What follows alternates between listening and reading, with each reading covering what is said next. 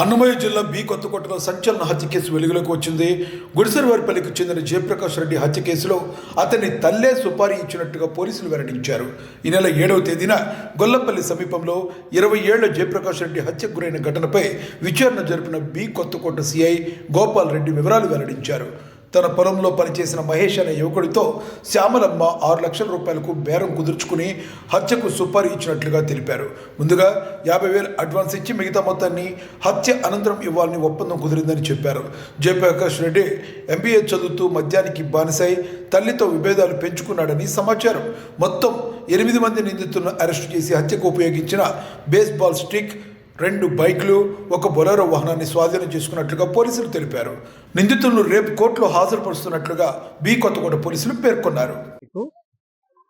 రాత్రి గుర్తు తెలియని వ్యక్తులు గొల్లపల్లి నుంచి గుడిచెవారిపల్లి పోయే దారిలో ఒక వ్యక్తిని చంపినారని చెప్పి సమాచారం మేరకు వాళ్ళ ఫిర్యాది గిరివర్ధన్ రెడ్డి అతని అన్న గుర్తుపట్టి అతను కంప్లైంట్ ఇచ్చాడు. మా అన్నని గుర్తు తెలియని వ్యక్తులు చంపినారనే ఫిర్యాదు మేరకు కేసు నమోదు చేసి మేము దర్యాప్తులో భాగంగా సాంకేతిక ఆధారాలతో మరియు టెక్నికల్ ఆధారాలతో శ్యామలమ్మ వాళ్ళ తల్లిని విచారించగా వాళ్ళ తల్లి చెప్పిన సాక్ష్యం మేరకు మహేష్ మరియు భానుప్రకాష్, సాయి గణేష్, ఆకాష్, పసల కిరణ్, రాహుల్ ప్రమోద్, మోపూరి హరిప్రసాద్ వీరిని అరెస్ట్ చేసి రిమాండ్కు పంపించడం జరుగుతున్నది.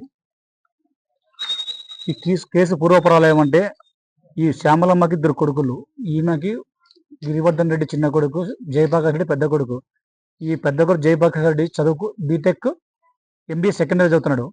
ఇతను 4 నుంచి కాలేజీలో పోకుండా ఆమెను సతాయించుకుంటూ ఆస్తి పంచాలని చెప్పి, అందువల్ల ఆమె విసుగు చెంది ఈ మహేష్ అనే వ్యక్తితో డబ్బులు మాట్లాడి, ఆ మహేష్ అనే వ్యక్తి వేరే వాళ్ళు తెలిసిన వాళ్ళతో వీళ్ళందరితో ఈ పథకం ప్రకారము ఇతన్ని కొట్టి ఇతన్ని హత్య చేసినారు.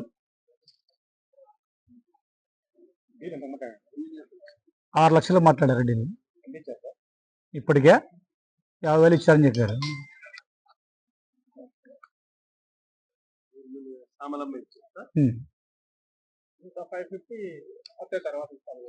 తర్వాత ఇస్తామని చెప్పారు.